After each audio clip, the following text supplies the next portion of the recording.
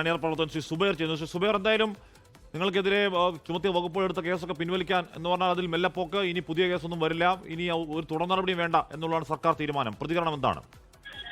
സന്തോഷം. ഈ സന്ദർഭത്തിൽ ഈ പാരഡി സോങ്ങുമായി ബന്ധപ്പെട്ട് വന്നിട്ടുള്ള എല്ലാ വിവാദങ്ങൾക്കും കൂടെ നിന്ന പ്രതിപക്ഷ നേതാവ്, പ്രതിപക്ഷ ഉപനേതാവ് അടക്കം എല്ലാ പിന്തുണച്ച ആളുകൾക്കും നന്ദി. ഇന്നലെ വൈകിട്ട് ചർച്ച ചെയ്തിരിക്കാൻ വേണ്ടി ഞാൻ ഡാനിഷിനെ വിളിച്ചു. അപ്പോൾ ഡാനിഷ് ആകെ പേടിച്ച പോലെ തോന്നിയായിരുന്നു. ചേട്ടാ, ഞാൻ അധികം സംസാരിക്കുന്ന ആളൊന്നും അല്ല, ആകെ വല്ലാതെ പേടിച്ച പോലെ തോന്നിയായിരുന്നു. ഡാനിഷിനടക്കം ഒരു ആശ്വാസമാവോ?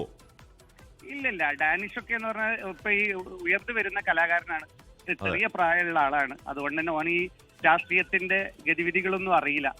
അതുകൊണ്ട് തന്നെ ഓനെ പിന്നെ പരിഭവിച്ച് നിൽക്കുകയായിരുന്നു. അതിൽ നിന്നൊക്കെ വിമുക്താക്കാൻ പറ്റി എന്നുള്ളതാണ്. എന്ന് പറഞ്ഞാൽ പറയുന്ന ഗുരുതര ആരോപണങ്ങളും ചുമത്തുന്നത് ഗുരുതര വകുപ്പൊക്കെ അല്ലേ? ചെറിയ പ്രായത്തിലുള്ള കുട്ടികളൊക്കെ പേടിച്ചോ? അതെ, അതാണ് ഏറ്റവും വലിയ വിഷമം. ഓന്റെ വലിയൊരു കലാജീവിതത്തിന് ഒരു മോശം അവസ്ഥ വരുന്ന രീതിയിലേക്ക് ഇതിന്റെ ചർച്ചകളും കാര്യങ്ങളും പോയപ്പോൾ അവനാകെ പരിഭവിച്ച് നിൽക്കുകയായിരുന്നു. അതിൽ നിന്ന് വിമുക്തമാകാൻ കഴിഞ്ഞു എന്നുള്ളത് വളരെ സന്തോഷമാണ്. ഇതിനോടകം തന്നെ എത്രയോ പ്രൊഫൈലുകളിൽ നിന്നൊക്കെ ഈ പാട്ട് ഇതിനോടകം പിൻവലിച്ചു എന്ന് കേൾക്കുന്നുണ്ട്. അപ്പൊ ഈ പാട്ടിന് പഴയതുപോലെ സൈബർ സ്പേസിലൊക്കെ കിട്ടുമെന്ന് കരുതാവോ സുബൈർ? അങ്ങനെ കരുതാം, നോക്കാം. അതെ കരുതാം. ഈ എന്താണ്, മെറ്റയ്ക്ക് കത്തയക്കില്ല എന്നാണ് സർക്കാർ പറയുന്നത് നിലവിൽ.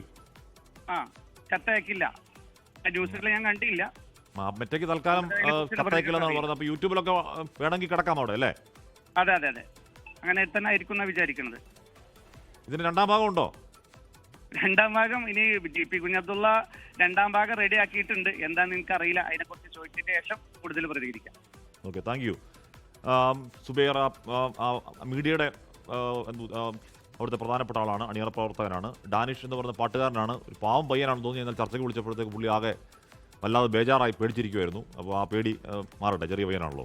ലോകത്തെവിടെയായാലും ഏത് സമയത്തും 24 വാർത്തകളും ഓഗ്മെന്റഡ് റിയാലിറ്റി പാക്കേജുകളും എക്സ്പ്ലെയിനറുകളും വിശദമായി കാണാൻ ഞങ്ങളുടെ യൂട്യൂബ് ചാനൽ നിങ്ങൾക്ക് സബ്സ്ക്രൈബ് ചെയ്യാം.